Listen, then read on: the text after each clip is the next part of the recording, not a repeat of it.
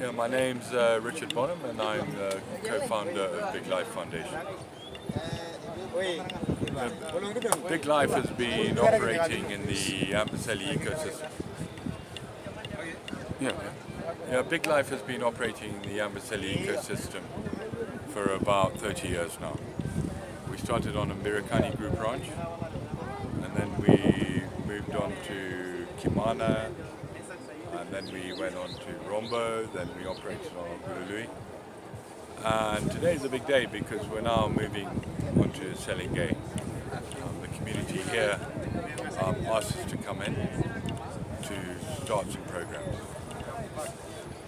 Big Life's main programs are mitigating human-wildlife conflict and also providing wildlife security.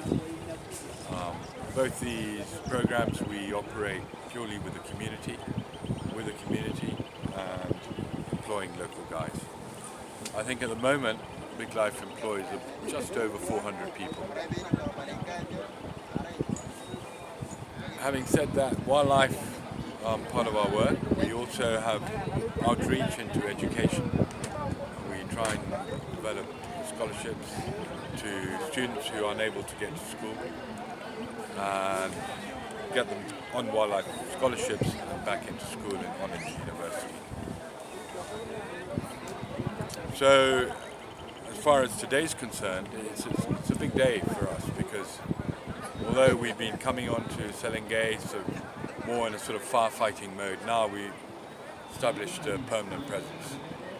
We've done that through opening a predator compensation program which pays the members of Selingay for any livestock that are killed by predators. That's lions, leopard, hyena, jackal, cheetah.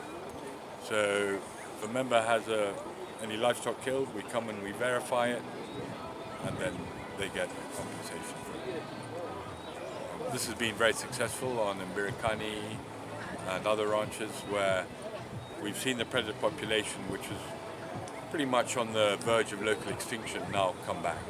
And so it's been embraced by the community in a big way.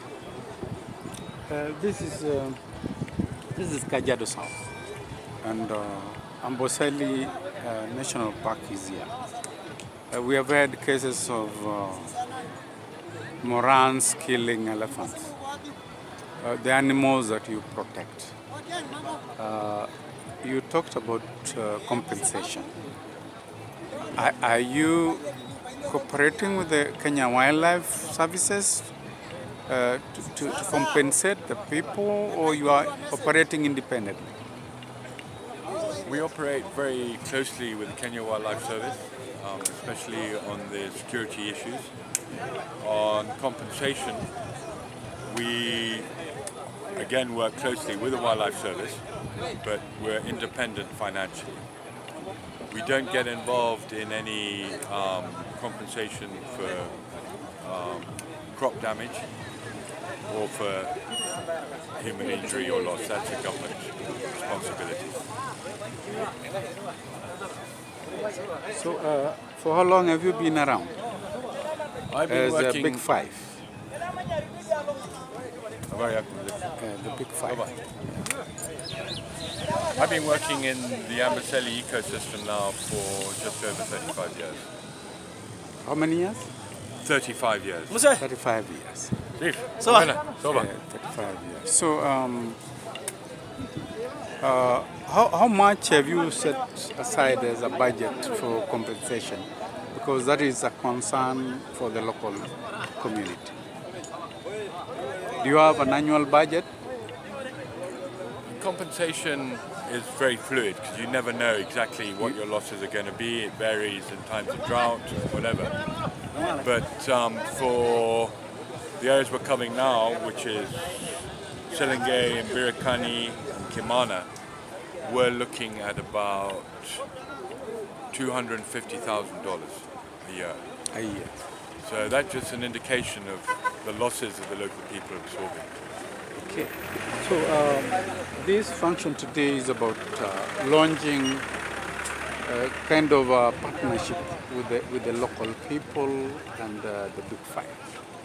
I'm told that you want to employ local youth to be part of your security issues. How many youth are you going to deploy in this exercise from this area? As I said earlier, Big Life employs about 400 people in the ecosystem. Yeah. We've just recently moved into Selengate. I think we've now employed about 30 people. It's the beginning. There's a need to employ more because it's a big area, but it's all budget related. But hopefully, as we build up, we'll employ more people. Very much our intention. So where do you get your funds? Our funds are fundraised mainly in America. Yeah. We have a little bit of self-sustaining fundraising coming in from tourism operations. Yeah. We pay conservation fees and contribute towards the budget, but most of it is donor funded. Yeah, there have been issues. I'm sure you are aware of community conservancies. The local people have been complaining about the middle people, the middlemen coming in. They bring tourists to homestead within conservancies, and they get money from the people. They make a lot of money. They get a lot of money from the tourists, but they do not deliver the same to the community. I don't know whether you are aware about that. Yeah, it's one of the challenges I think facing conservancy development in community areas is getting the private sector who are running the tourism operations to actually pay their way and pay their share, which a lot of the hoteliers, lodgers are very reluctant to do. And I think one of our challenges going forward is to try and bring that private sector on board and establish the importance, because after all, their product is the wildlife that are on these conservancies. If the people don't see benefits, their product is going to disappear. So it just makes sense that they invest more in this. And as a conservationist, it's a frustration for us to see the reluctance of the private sector to actually buy in a meaningful way. So what can you appeal maybe to the implementing bodies like the local county government?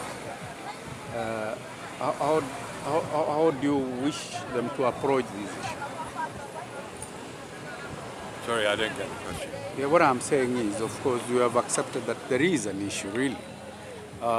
And of course, you have to engage them in trying to sort out this matter. You find tour guides, they are getting a lot of money, which they do not want to hand over to the members of the conservancies. They get like $1,000, and then they give out maybe $1. Okay, I see what you mean now. Are you getting that? Yeah. I think a major role the county could play is to make sure that whatever revenue streams that are coming out of conservation and conservancies actually filters down to the grassroots, and put structures in place where we have transparent things in place to make sure that this happens. Okay. So how is Big Life being received by the local community? Well, you've talked about bursaries and all that. How has this project of yours, how has it been received by the local people? They are happy? I think there's no question where Big Life has been established for a long time. Let's take Birikani for example, where we've been operating there for over 30 years. Yeah.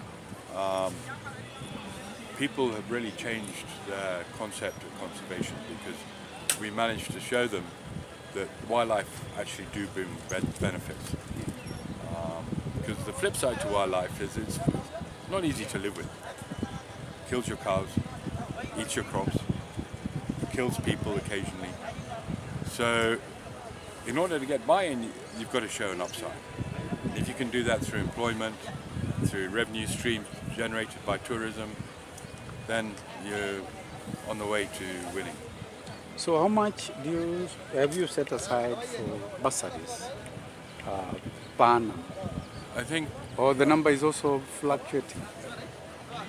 we depend on donors for bursaries, but on Mbirikani we are handing out over 20 million shillings a year in bursaries at the moment. And some years we've got more than that. We've put hundreds of kids through school and even through graduating doctors, engineers. So it's been very successful. Wonderful. Thank you very much, Mr. Bonham, for that interview.